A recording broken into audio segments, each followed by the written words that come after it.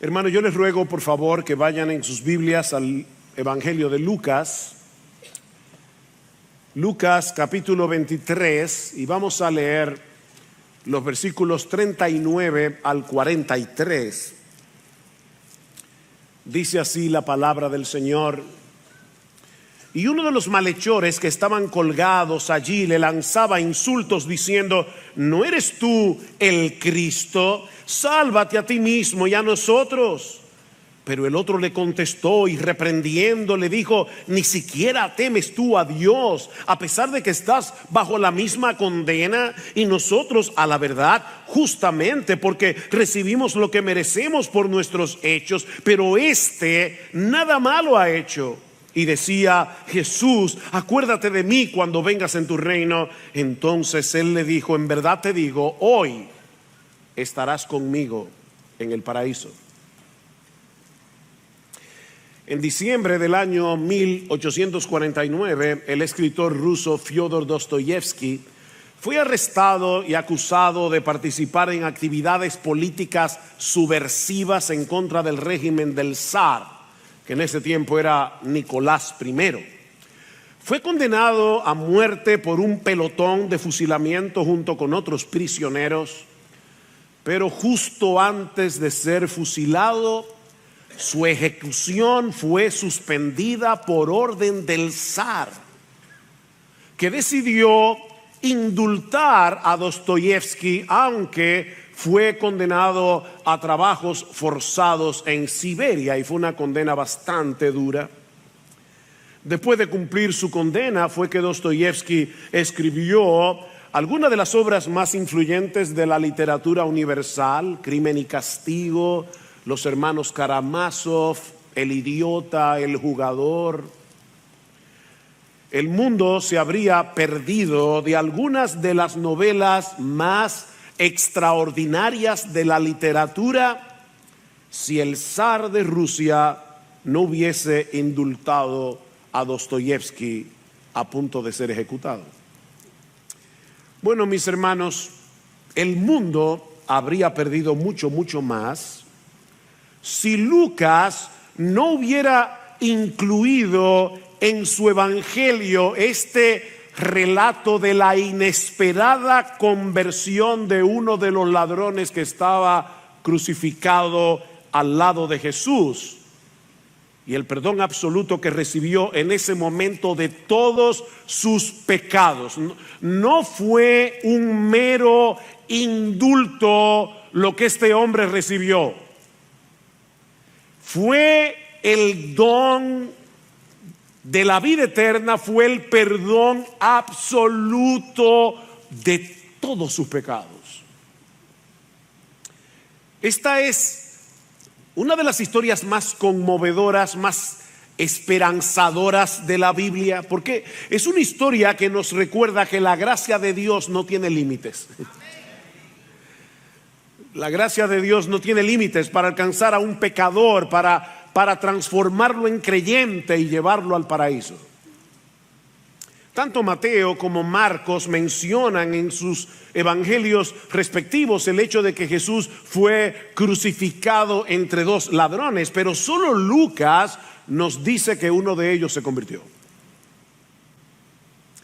Y aunque desde nuestro punto de vista esta conversión es extraordinaria, es totalmente inesperada, la realidad es, mis amados hermanos y amigos que nos visitan, la realidad es que esta conversión no es muy diferente a la de cualquier otro pecador que se arrepiente en cualquier otra circunstancia. Aunque algunos suelen referirse a este personaje como el buen ladrón, yo nunca he conocido a un buen ladrón. Esa no es precisamente la descripción que Lucas nos da de él en el Evangelio. En el versículo 32, Lucas le llama malhechor, es decir, un hacedor de males, un hombre dedicado a hacer el mal. Este era un hombre devoto a hacer el mal, todo tipo de mal. A tal punto que finalmente fue condenado a morir crucificado. Un dato interesante es que hasta donde sabemos, ni la ley judía ni la ley romana condenaban el robo con la muerte. Por lo que podemos suponer que además de ladrón, este hombre había cometido otros delitos de mayor gravedad, similares tal vez a los de Barrabás, el hombre que fue sustituido por Jesús, que aparte de ser ladrón, se nos dice en el Evangelio que era un sedicioso y que era un homicida. Nosotros sabemos, porque lo dice Jesús, que el ladrón no viene sino para matar y para destruir. No hay un buen ladrón. De hecho, en un momento dado vemos en el relato que él mismo tuvo que reconocer que su condena había sido justa. Y voy a leer de la Reina Valera. Dice: nosotros a la verdad justamente padecemos porque recibimos lo que merecieron nuestros hechos. Este hombre no se estaba defendiendo. Él sabía lo que había hecho. Él sabía que su estilo de vida lo habían llevado a esa cruz. Por otra parte, también sabemos de él que había sido un blasfemo endurecido, sin afecto natural.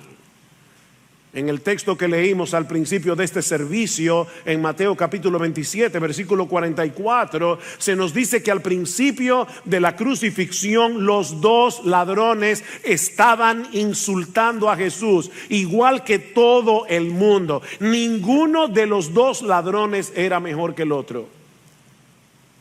Tal vez habían oído hablar de los milagros que Jesús había hecho durante su ministerio. Incluso hasta es posible que hubieran presenciado alguno.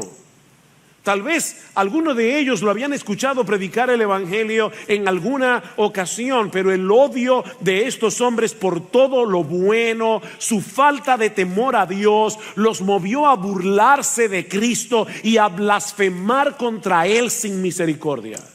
Los dos ladrones. Los dos tenían un corazón tan endurecido que eran incapaces de empatizar con Jesús, a pesar de encontrarse en la misma circunstancia. Así que, insisto, mis hermanos, este no era un buen ladrón.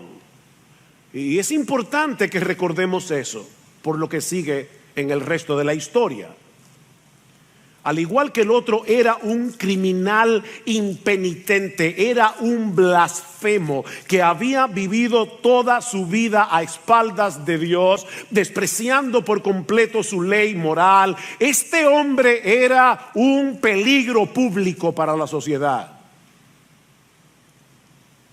Pero algo extraordinario sucedió en el corazón de este hombre, que lo transformó de tal manera que pudo llevar a cabo uno de los actos de fe más sorprendentes que encontramos en toda la Biblia. Y de verdad, yo me atrevo a decir, uno de los actos de fe más extraordinarios que encontramos en toda la historia de la iglesia. Versículo 42, y le decía: Jesús, acuérdate de mí cuando vengas en tu reino.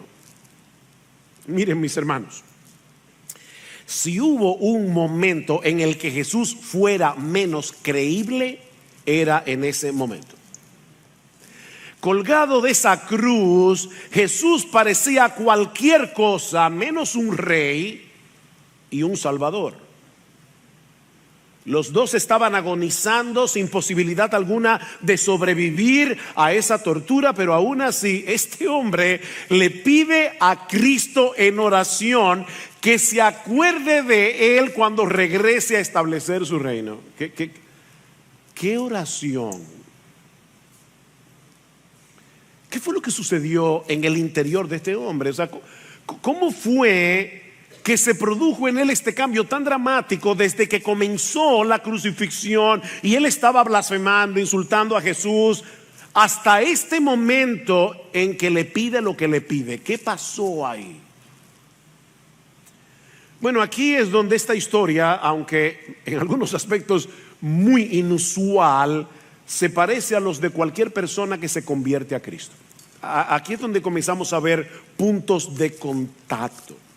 La palabra convertirse, lo que significa es volverse de nuestros pecados, volvernos de nuestros pecados hacia Dios. Eso es lo que significa. Y cada vez que un pecador se convierte, eso ocurre por el poder del Espíritu Santo obrando en nuestra mente y en nuestro corazón por medio de la verdad de la palabra de Dios.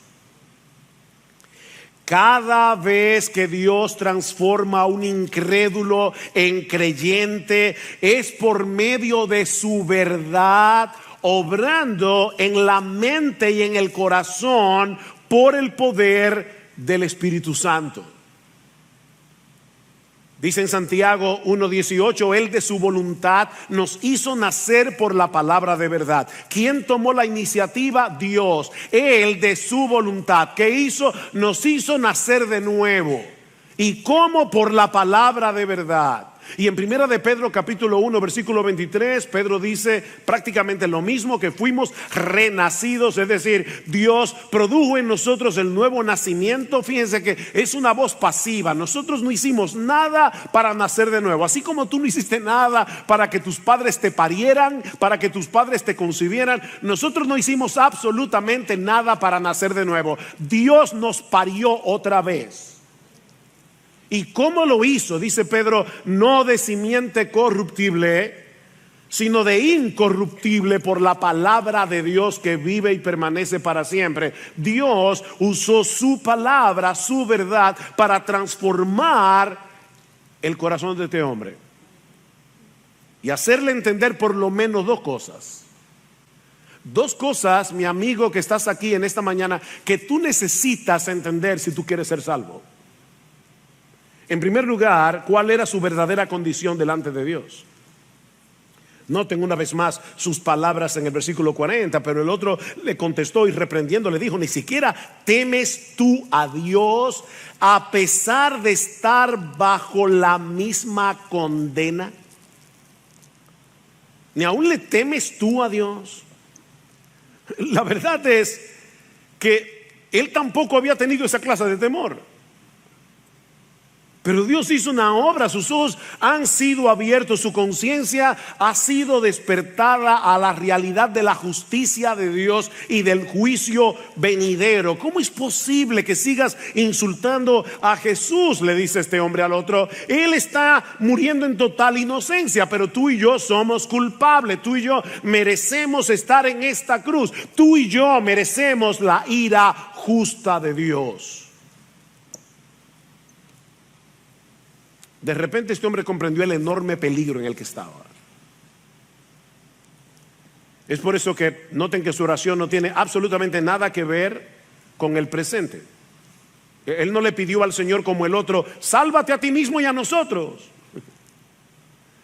Ni siquiera le pidió, Señor Jesús, por favor, alivia este martirio, que acabe rápido. No, él estaba mirando más allá, él estaba mirando al otro lado de la muerte, y por ello le pide a Jesús que se acuerde de él cuando venga a implantar su reino.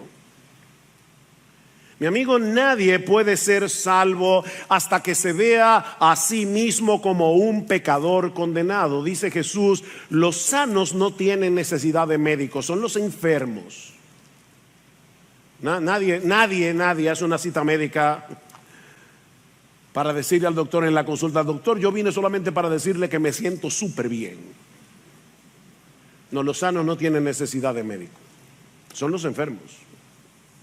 Y déjame decirte algo, mi amigo, tú no tienes que haber cometido los mismos delitos de este hombre para estar en esa misma condición.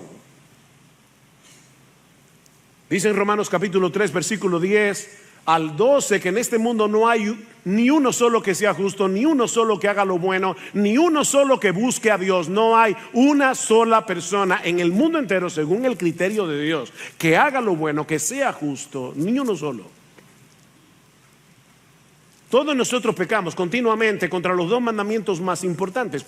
¿Cuáles son los dos mandamientos más importantes de la ley? Amarás al Señor tu Dios con todo tu corazón, con toda tu alma, con todas tus fuerzas, con toda tu mente, y al prójimo como a ti mismo.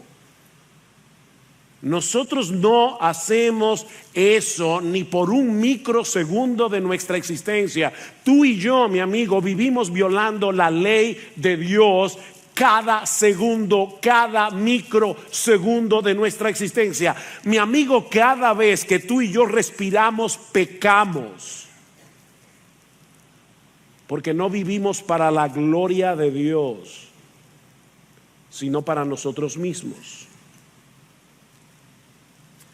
Pero Dios no solo le abrió los ojos para que viera la magnitud de su pecado, sino también para que en medio del dolor y la agonía de la cruz, este hombre fuera capaz de ver la gloria y la majestad del que estaba crucificado al lado suyo.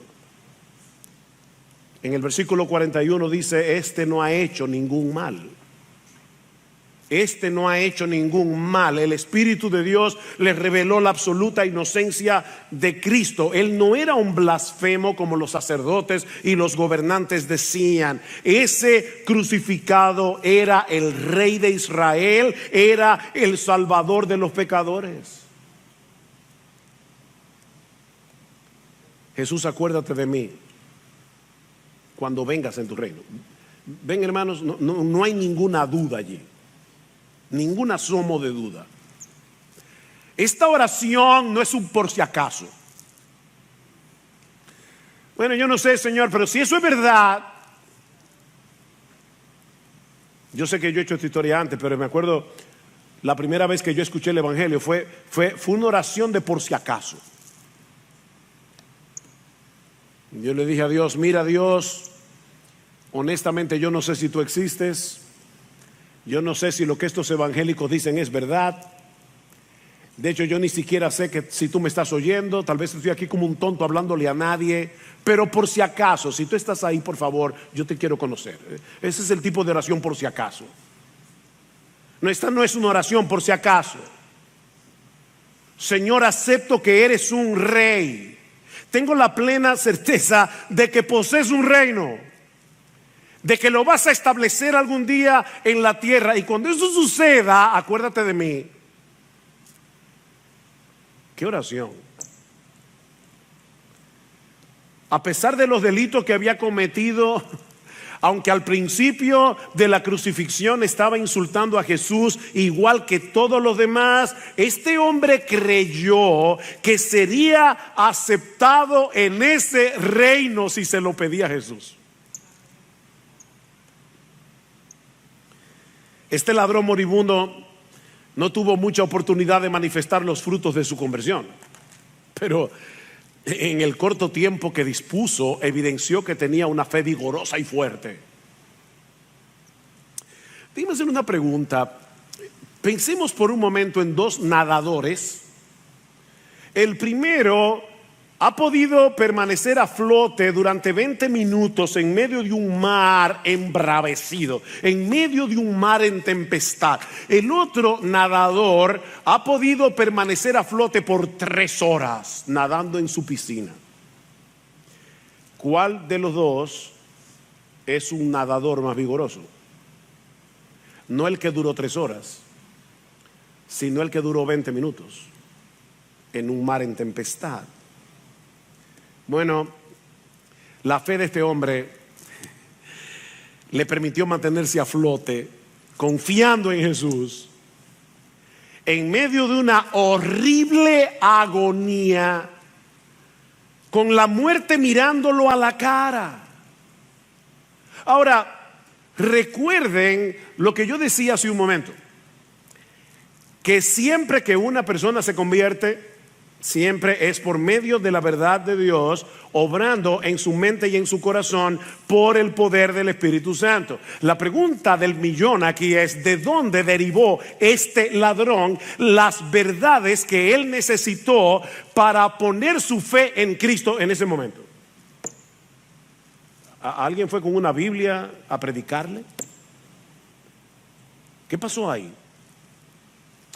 Bueno, si nos ceñimos al relato bíblico, veremos que el Espíritu Santo abrió su entendimiento por medio de las cosas que este hombre vio y escuchó en aquel día, comenzando con el testimonio del mismo Cristo. El Señor había sido burlado, masacrado a golpes durante casi toda la noche. Lo habían coronado de espinas y, como leímos al principio de este servicio, le golpearon después con una caña para que las espinas se le clavaran en la sien con más profundidad. Cuando Cristo llegó a la cruz era una masa de sangre. Y aún después de haberle crucificado, lo seguían maltratando, lo seguían insultando. Y no olviden que el ladrón estaba ahí. Y podemos suponer que este malhechor estaba contemplando atentamente la reacción de Jesús ante toda esa avalancha de odio, ante toda esa avalancha de crueldad, de desprecio que se había volcado contra él. Noten el versículo 28, dice en el 27 que le seguía una gran multitud del pueblo y de mujeres que lloraban y se lamentaban por él. Pero Jesús, volviéndose a ellas, dijo: hijas de Jerusalén, y tiene que haber sido en voz alta. Probablemente el ladrón lo escuchó: no lloréis por mí, llorad más bien por vosotras mismas y por vuestros hijos. En ese momento de agonía, Jesús estaba preocupado por el futuro de su nación. Si en el árbol verde, dice él, hacen estas cosas, ¿qué no harán en el seco? Y luego en el versículo 33 dice: y cuando llegaron al lugar llamado la Calavera, crucificaron allí a Jesús y a los malhechores, uno a la derecha y otro a la izquierda. Y Jesús decía, y el verbo allí implica algo repetitivo. Jesús decía y decía y decía: Padre, perdónalos, Padre, perdónalos, porque no saben lo que hacen. Y el ladrón estaba oyendo.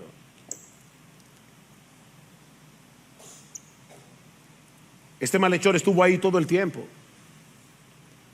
contemplando la majestad de Jesús, envuelta en una singular y maravillosa mansedumbre,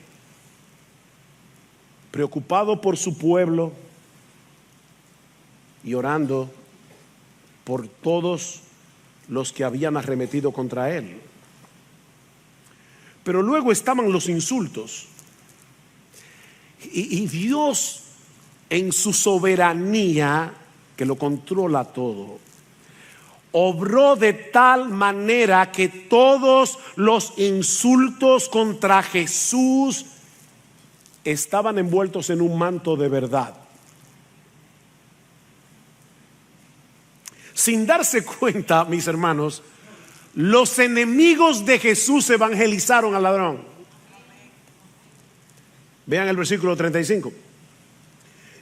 Y el pueblo estaba allí mirando, y aún los gobernantes se mofaban. Niños, eso significa que se burlaban, lo insultaban, diciendo: a otro salvó, que se salve a sí mismo, si este es el Cristo de Dios, su escogido.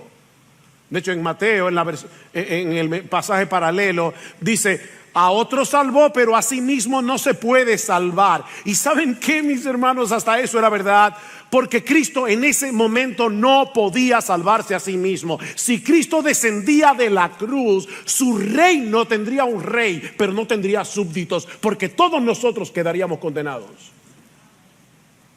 No, Cristo no podía salvarse a sí mismo. O se salvaba a sí mismo o a nosotros. Hasta eso era verdad. Los soldados también se burlaban de él, acercándose y ofreciéndole vinagre y diciendo: si tú eres el rey de los judíos, sálvate a ti mismo. Había también una inscripción sobre él que decía: este es el rey de los judíos. Y uno de los malhechores que estaban colgados allí le lanzaban insultos diciendo: ¿no eres tú el Cristo? Es decir, ¿no eres tú el Mesías? ¿No eres tú el Salvador prometido? Sálvate a ti mismo y a nosotros. ¿Se dan cuenta, mis hermanos, cómo Dios usó todas estas palabras dichas con rencor y en un tono irónico y burlón para impactar la conciencia de este hombre y convencerlo de que Cristo era todo eso: el Hijo de Dios, el Cristo, el Salvador y el Rey de Israel? Por eso fue capaz de hacer una oración tan insólita: Jesús, acuérdate de mí cuando vengas en tu reino. Acuérdate de mí. Este hombre tenía que saber que ningún ser humano sobrevive a una crucifixión, y más en el estado en que se encontraba Jesús. ¿Cómo podía creer que de verdad Jesús iba a implantar un reino en la tierra? Bueno, la única respuesta posible es que este hombre creyera que Jesús tenía poder sobre la muerte. Nosotros sabemos por los evangelios que la noticia de que Jesús había resucitado a Lázaro se había propagado por toda Jerusalén.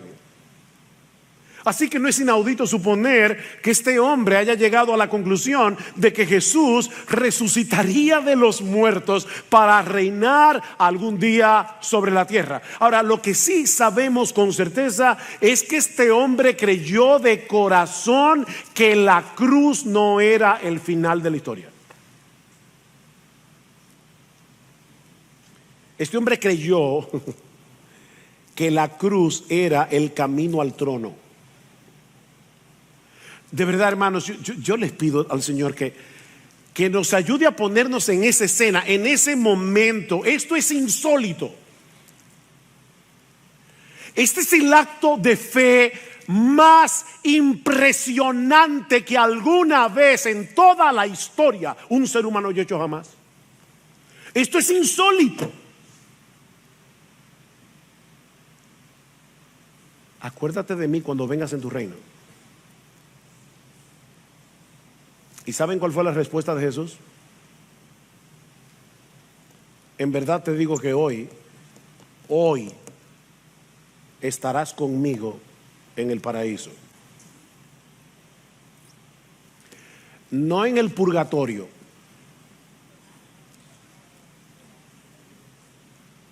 No durmiendo en la tumba, como creen algunos en el día de hoy. Hoy. No en un futuro distante, quién sabe cuándo.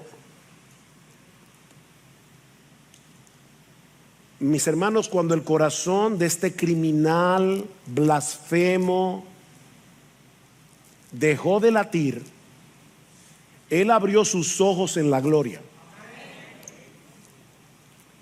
Porque el Salvador de los pecadores estaba al lado suyo pagando su deuda.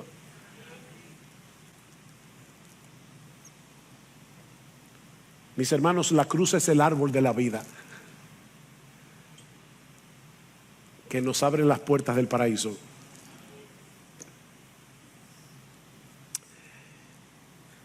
¿Qué aprendemos de esta historia? Les dice, es una historia muy conmovedora, muy impresionante, muy esperanzadora. Bueno, permítanme limitarme por lo menos a 4 enseñanzas que podemos derivar de esta historia. En primer lugar, que Jesús es un Salvador poderoso y dispuesto. Eso es obvio. Jesús es un Salvador poderoso y dispuesto. Si alguna vez hubo un hombre muriendo en desesperanza, era este ladrón crucificado. No solo había vivido la mayor parte de su vida haciendo lo malo, sino que él había decidido morir como había vivido. Esa había sido su decisión. Esa mañana, cuando este hombre se levantó para dirigirse hacia el lugar de su ejecución, él estaba determinado a morir siendo tan malo como había vivido. Lo menos que este hombre esperaba era estar ese día en el paraíso.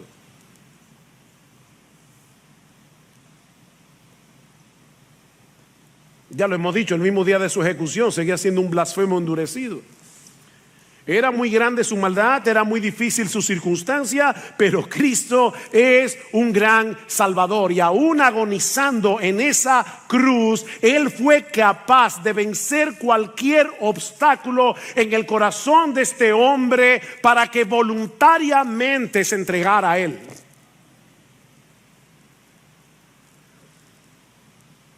Mira, mi amigo, yo no sé qué puede estar impidiendo que tú vengas a Cristo en arrepentimiento y fe, pero déjame decirte algo. Si Cristo pudo salvar a este hombre cuando estaba colgado de una cruz, ¿cuánto más ahora que resucitó de los muertos y está sentado a la diestra del Padre?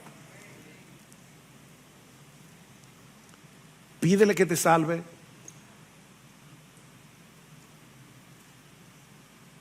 Esta fue una oración muy simple y fue respondida. Tú no tienes que tener un verbo impresionante para que Dios te atienda. Pídele que te salve, pídele que transforme tu corazón, pídele ahora, pídele, mi amigo, que tenga misericordia de ti, que perdone tus pecados. Porque no hay obstáculo en el mundo que pueda impedir la salvación de un pecador que venga a Cristo clamando por misericordia. Jesús es un gran salvador y siempre está dispuesto a salvar. Tan pronto este hombre clamó, su petición fue respondida. Hoy estarás conmigo en el paraíso. No esperó que sufriera un poco más por sus pecados. En el instante en que este hombre pidió misericordia y perdón, misericordia y perdón le fueron otorgados. Y lo mismo hará contigo hoy si vienes a Cristo en arrepentimiento y fe. Pero aprendemos también de esta historia que la salvación es por gracia, definitivamente. Que la salvación es por gracia. Gracia es esa buena disposición de Dios para con los pecadores que lo mueve a concedernos gratuitamente no solo el favor que no merecemos, sino un favor que es absolutamente contrario a lo que sí merecemos. Eso es gracia. Pablo dice en Efesios capítulo 2 versículos 8 al 9, texto muy conocido, que la salvación es por gracia, por medio de la fe, no por obras, para que nadie se gloríe. ¿Qué de bueno tenía este hombre que pudo haber movido a Cristo a atender su petición? Absolutamente nada. No lo tuvo antes de su conversión, ni tuvo tiempo para hacer nada después de convertirse. Este ladrón no tuvo tiempo de bautizarse. Yo no estoy diciendo que el bautismo no sea importante. Lo que estoy diciendo es que el bautismo no salva a nadie. Este ladrón no tuvo tiempo de bautizarse. Este ladrón nunca perteneció a una iglesia. Tampoco estoy diciendo que no sea importante pertenecer a una iglesia. Si tú te conviertes hoy y te mueres dentro de 15 minutos, no hay problema. Pero si te quedas vivo, hazte miembro de una iglesia local. Ahora, a este hombre no le dio tiempo. Nunca tomó la cena del Señor. Nunca tuvo la oportunidad de hacerle ningún bien a nadie. Pero a pesar de todo eso, Jesús, repito, no le prometió el purgatorio. Jesús le prometió que ese mismo día estarían juntos en el paraíso. Mi amigo, ni tú ni yo tenemos nada que podamos presentar delante de un Dios infinitamente santo y justo. Nada que nos haga merecedores de su favor. Nadie merece ser salvo. Ahora, todos sí merecemos ser condenados. Todos. Dice el profeta Isaías que todos somos como suciedad y todas nuestras justicias son como un trapo de inmundicia delante de Él. No hay justo ni aún uno, no hay quien busque a Dios, no hay quien haga lo bueno, no hay ni siquiera uno. Así que lo único que podemos hacer es aceptar humildemente el regalo, un regalo que Dios nos ofrece de pura gracia en el Evangelio, poniendo nuestra confianza en Jesús, que siendo inocente murió en lugar de pecadores para que esos pecadores fuesen justificados en el tribunal de Dios. El ladrón en la cruz fue perdonado y aceptado en el cielo ese mismo día únicamente porque creyó. Solamente. porque puso toda su confianza en Jesús. Esa es la buena noticia del Evangelio, que la salvación es solo por gracia, es solo por Cristo, es solo por medio de la fe, no por obras para que nadie se gloríe. Pero aprendemos también de esta historia que la palabra de Dios es poderosa para salvar. Aprendemos de esta historia que la palabra de Dios es poderosa para salvar. Pensaba antes de venir a la iglesia y le orábamos al Señor, mi esposa y yo, no solamente por este predicador, sino también por toda la iglesia. Señor, ayúdanos a creer que es verdad lo que tú dices. Y tú dices en tu palabra que ella es potente y es poderosa para salvar, para traer personas de la muerte a la vida, para abrir los ojos de los ciegos. La palabra de Dios es poderosa, mis hermanos. Este hombre solo recibió unas pocas migajas del Evangelio, presentadas en una manera totalmente inapropiada y en la circunstancia más inadecuada. Pero esas migajas fueron suficientes para cambiar su corazón de piedra en uno de carne. Pablo dice en Romanos 1:16 que el Evangelio es poder de Dios para salvación. Y en 1 Corintios capítulo 1 versículo 21 Pablo dice que a Dios le agradó salvar a los creyentes por la locura de la predicación de su palabra. Y ahora Pablo aclara, porque los judíos piden señales. Yo quiero ir a una iglesia donde yo vea milagros. Yo quiero ir a una iglesia donde los cojos salgan caminando, donde los ciegos vean. Entonces yo voy a creer de verdad que Dios existe. No, eso es lo que pedían los judíos: señales, milagros. Los griegos, sabiduría. Yo quiero una oratoria rimbombante, algo que yo no pueda entender. Pero nosotros predicamos a Cristo crucificado. Para los judíos ciertamente tropezadero, para los gentiles una locura, mas para los llamados, así judíos como griegos, Cristo es poder de Dios y sabiduría de Dios. Mi hermano, sigue predicando el Evangelio a tus familiares y a tus amigos, aunque ahora los rechacen, aunque ahora se burlen de ti.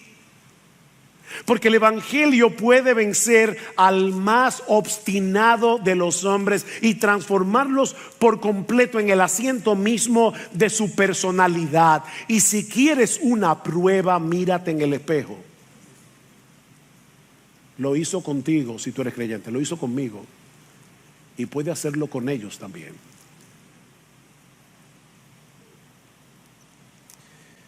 Pero esta historia nos enseña también que la esperanza del creyente es estar con Cristo en el paraíso por toda la eternidad. Esa es la esperanza, estar con Cristo en el paraíso. Yo me imagino que ese día de la crucifixión de Jesús, habían personas observando la escena a quien este ladrón le había robado. Y estaban allí diciendo: qué bueno, por fin se hizo justicia. La promesa del Señor tiene que haber sido escandalosa para esa gente. Hoy estarás conmigo en el paraíso. ¿Se dieron cuenta que lo grandioso de esta promesa no está en la palabra paraíso, sino en el pronombre conmigo?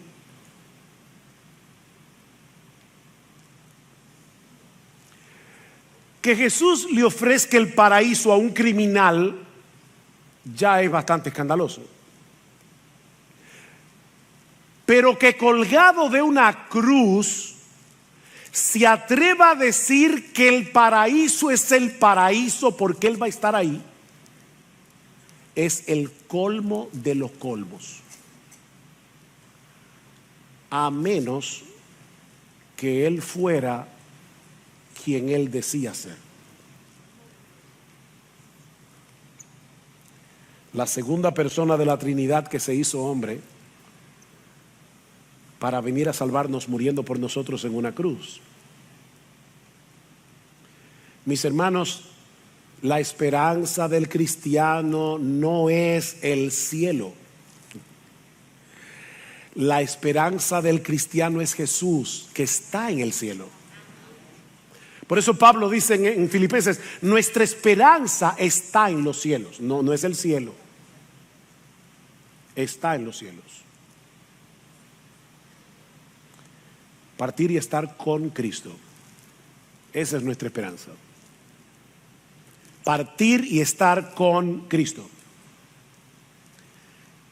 En ese mismo instante, veo allí a la familia de doña Normandia, que partió al Señor hace unos días. Ella no está dormida, su alma está en la gloria.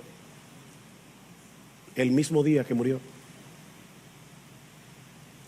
Pablo dice claramente en 2 Corintios capítulo 5 versículos 6 al 8, hay solo dos opciones: o yo estoy presente en el cuerpo y ausente del Señor, hablando de Cristo en su naturaleza humana, cuyo cuerpo humano está en el cielo. Dice, o estoy presente en el cuerpo y ausente de Cristo, o estoy ausente del cuerpo y presente con Cristo. Solo dos opciones: es partir y estar con Cristo. Mis hermanos, esa es la bendita esperanza que Cristo compró para los suyos al precio de su sangre. Y sabes que, mi amigo, esa puede ser tu esperanza hoy si te arrepientes y crees. Ahora no es demasiado tarde, pero puede serlo mañana.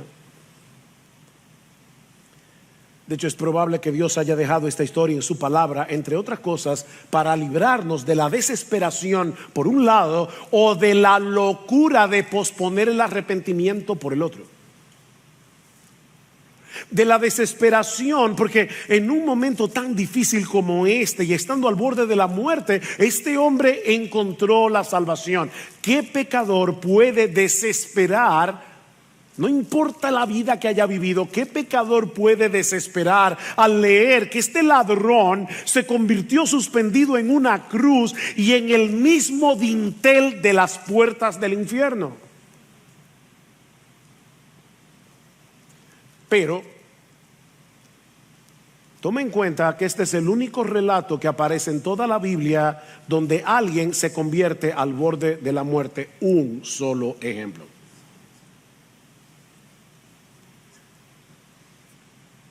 Jóvenes, ustedes creen que tienen toda la vida por delante.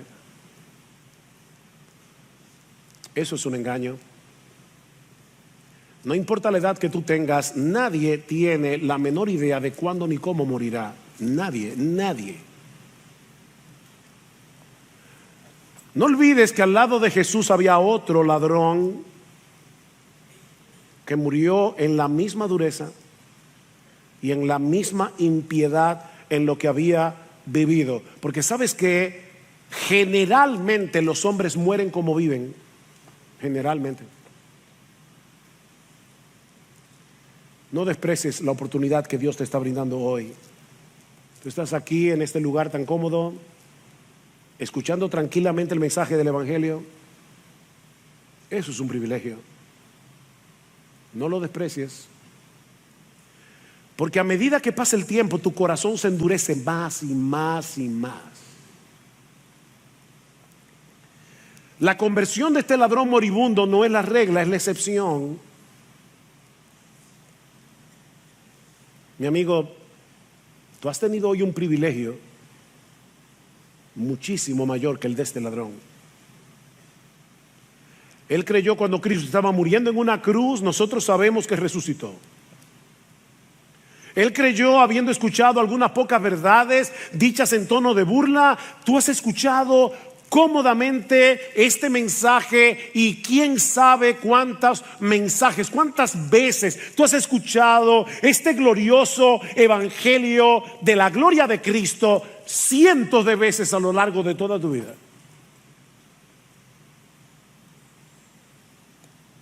¿Sabes una cosa?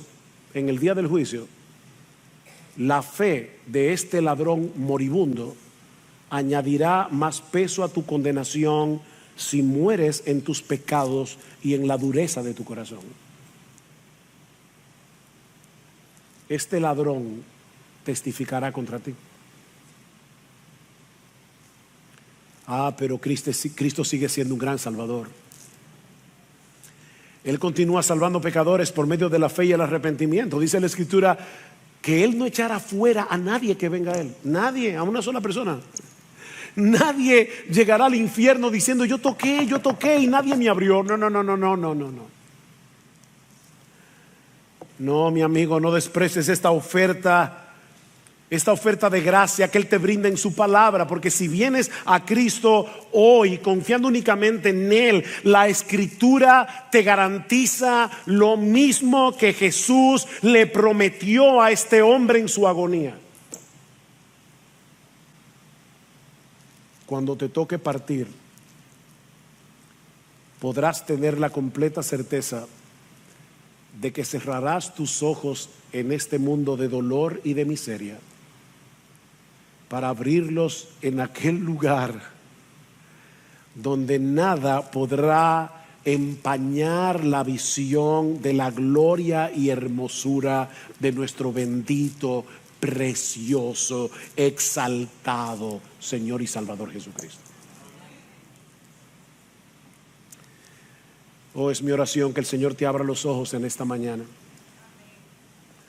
para que te puedas ver tal cual eres en la presencia de Dios, un pecador necesitado de perdón y misericordia, pero que puedas ver a Cristo tal cual es, como un Salvador lleno de gracia y compasión, que ha prometido perdón y vida eterna a todos los que vengan humillados, acogiéndose a su gracia. Mi amigo, las puertas de la salvación están abiertas hoy de par en par. Entra por ella. Entra ahora, porque el mañana es completamente incierto, porque la eternidad es eterna y porque no existe un refugio más seguro, ni más bendito, ni más deleitoso que la bendita gracia de Jesús. Entra, mi amigo, y entra ahora. Entra ahora. Arrepiéntete de tus pecados y confía en Jesús.